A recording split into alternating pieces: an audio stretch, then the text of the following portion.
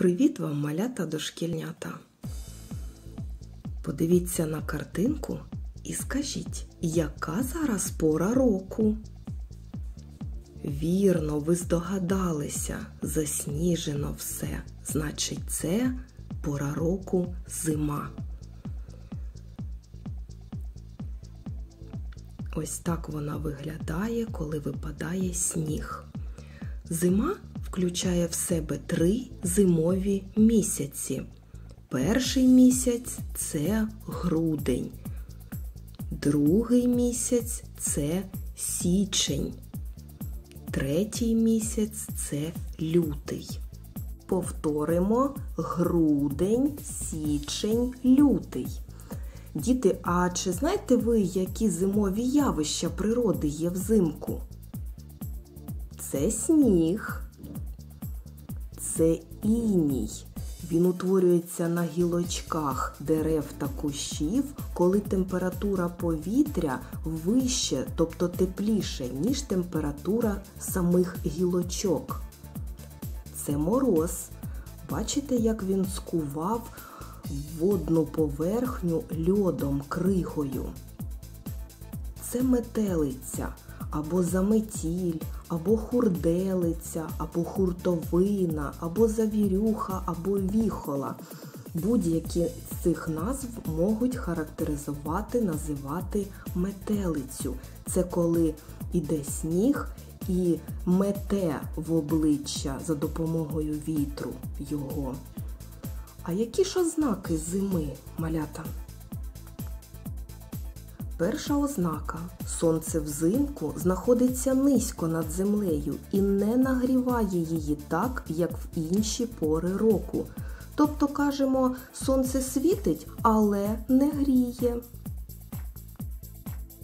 Друга ознака – раніше темніє на вулиці, бо дні короткі, а ночі довгі.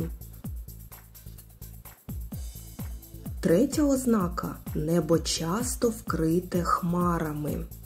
А якщо і виходить сонечко, то воно не гріє. Четверта ознака – замерзають від морозу річки, ставки, озера. Отже, повторимо: сніг, іній, мороз, метелиця. Давайте на закріплення з вами повідгадуємо загадки. Вибиває день перину, дивопух з небес летить, на сосні і на ялині діамантами блищить. Що це, діти? Це сніг. Добре. Коли холодно зимою річка замерзає, її скельце над собою до весни ховає. А це, малята, що? Це крига, лід. Ущипне за щічки, носик поцілує, під покровом нічки шибки розфарбує. А це, малята, мороз. Ось такі візерунки він малює на віконечках.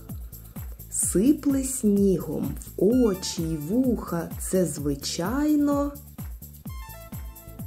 завірюха, або ми ще називаємо метелиця, заметіль, хуртовина, завірюха, віхола.